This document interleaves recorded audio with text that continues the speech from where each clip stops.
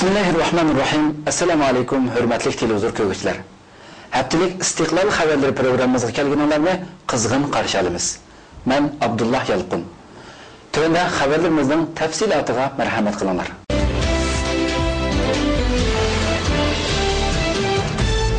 Xitay saqçıları ikinci qatımlıq Yasemen Gülü inqilabi qo'zg'ashga qattiq to'sqinlik qildi.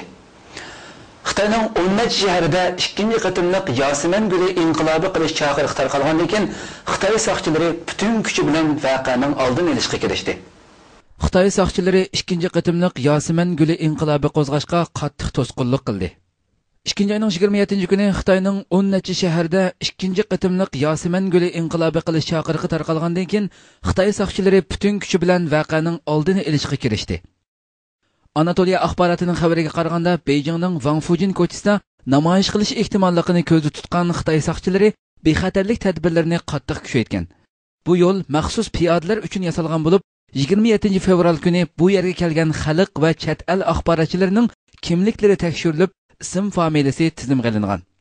Xitoy saqchilari chet ellik axborotchilarning bu yo'lda rasm tortmaslik, singa olmaslik, kishilarni ziyorat qilishdan ilgari saqchilardan ruxsat olish degandek uqtirishlarni bildirgandan sirt, maxfiy saqchilar chet ellik muxbirlarni razvedka qilgan. Xabarda bildirishicha, Beijing va Shanxayda Xitoy saqchilari bir qancha chet ellik muxbirni qo'lga olgan. Germaniya davlat axborotining bir muxbiri kasbdoshlari bilan birga qo'lga olingan. Bu voqeadan keyin Germaniya bosh ministri darhol harakatga o'tib, Xitoy amaldorlari bilan telefonda ko'rishgan. Natijada Xitoy saqchilari qo'lga olgan germaniyalik muxbirni darhol qo'yib bergan. 27 fevral kuni saqchilar Yasemen Gülü inqilobi qilish tizimligidagi shaharlarda qamal qilishni kuchaytgan bo'lib, ba'zi shaharlarda xalqni tutqun qilgan. Saqchilar xalqning bir yerga to'planishiga, hatto yo'l ustida to'xtashiga ruxsat qilmagan bo'lib, Birlashma agentlikning xabar qilishicha, Beijingda 2 odam, Shanxayda 4 odam mushu sababdan qo'lga olingan.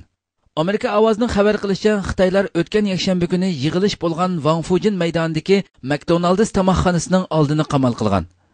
Guangzhou shahridagi yig'ilish uchun belgilangan xalq bog'chisi va tantarbiya saroyining atrofiga ko'p sonda saqchi avtomobili to'xtatib qo'yilgan bo'lib, saqchilar maydonni nazorat qilishni kuchaytgan. Shanxay shahrining vaziyati eng gavdalik bo'lib, yakshanba kuni ko'chaga chiqqan odamlarmi boshqacha ko'payib ketgan. Saqchi mashinalarining signal ovozlari kishilarda jiddiylik kayfiyati yaratgan. Urumchimi 27 fevral Yasemen Gülü inqilobi tizimligidagi shaharlardan biri edi.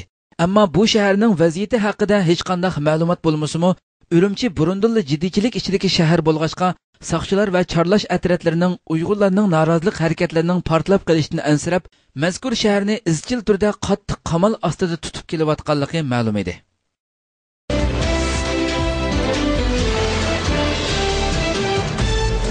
Xitoy nüfusini e'lon qildi. Xitoy 2010 yillik nüfus statistikasini e'lon qilib, nüfusining 1 milliard 341 millionga yetganligini oshkorladi. Xitoy bu yilgi nüfusini e'lon qildi. Xitoy dunyoda nüfusi eng ko'p davlat bo'lib, 2010 yili elib berilgan nüfus statistikasiga asosan Xitoy nüfusining 1 milliard 341 millionga yetganligi bildirildi. Xitoyning nüfusi 2009 yili 1 milliard 335 million, 2008 yili 1 milliard 328 million deb e'lon qilingan edi. 2008 yili 1 milliard 328 million deb e'lon qilingan edi. Xitoy davlatlik statistika idorasi Xitoyning iqtisod jihatda Yaponiyaning oldiga o'tib, dunyodagi ikkinchi cho'ng iqtisodiy kuch deb atalgan bo'lsa-mu, hozirgacha 26 million 880 ming kishining nomrodlik ichida yashaydiganligini va yillik kishi beshi kirimining 1274 yuan, ya'ni 193 Amerika dollari ekanligini ilgari surgan. Ammo mutaxassislar Xitoyning nüfusining haqiqiy sonini yushirib kelganligini, hozir Xitoy nüfusining 1 milliard 500 milliondan oz emasligini taxmin qilmoqda va nomrodlarning sonining 26 million emas, uningdan necha hassa ko'p ekanligini bayon qilmoqda.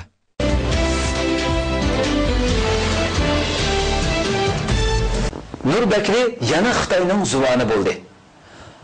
Atalmış Uyghur Abdunum rayonunun Qorchaq raisi Nur Bakri Xinhua agentligi muxbirining ziyoratini qabul qilib, ikki qo'lda tutish, ikkili qo'l qattiq bo'lishda chin turadiganligini bildirdi. Nur Bakri yana Xitoyning zuvoni bo'ldi. Atalmış Uyghur Abdunum rayonunun Qorchaq raisi Nur Bakri Xinhua agentligi muxbirining ziyoratini qabul qilib, ikki qo'lda tutish, ikkili qo'l qattiq bo'lishda chin turadiganligini bildirdi. 境内外的一些三股势力啊，企图分裂国家的图谋一直没有停止。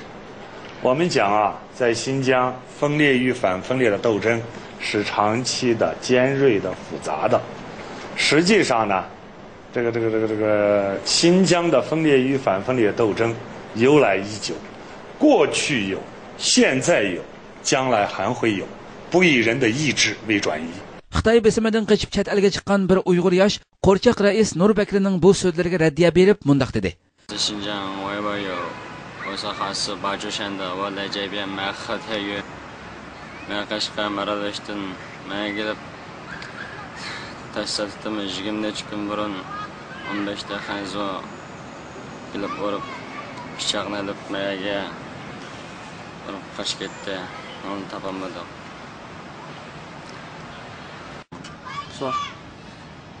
Maşallah mishani pichoq tutib qochib ketganmish. Bir taltama o'zlab ketibdi. Ularni hech qanday topolmaymiz, qochib ketdi, topolmadik. Ularni hech qanday topolmadik, qochib ketdi. Nur Bakri so'zda yana muqimlik bo'lmasa taraqqiyotni ishga oshirg'ili bo'lmaydiganligini, taraqqiyot bo'lmasa muqimlikni saqlab qolg'ili bo'lmaydiganligini bildirlab, 5-iyul voqeasidan keyin har millat xalqining millatlar ittifoqligiga bo'lgan to'nishining texmi cho'nqirlashganligini da'vo qilgan. Urumchi voqeasiga shohid bo'lgan bir yosh bu haqdagi ko'z qarashlarini ifodalab mundaq dedi. Amaliyotda 5-iyul Urumchi qirg'inchiligidan keyin Uyg'urlar bir-biriga kuyundigan, bir-birini hurmat qiladigan, Xitoylardan yiroq bo'lib, o'zaro qarindosh bo'lib yashaydigan, Xitoylarga tish-tirnoqi bilan qarish turadigan vaziyat shakllandi. Uyg'urlar Xitoylarga har qancha yaxshichoq bo'lsa-mu, Xitoylarning Uyg'urlarga hargiz ishonmaydiganligini tushunib yetdi.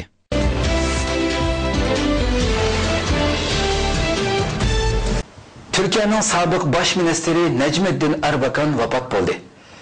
Türkiye Cumhuriyeti 54. hükümetinin baş ministeri, şundakla Türkiye Saadet Partisi'nin reisi Profesör Doktor Necmettin Erbakan Ankara'da 85 yaşında vefat buldu.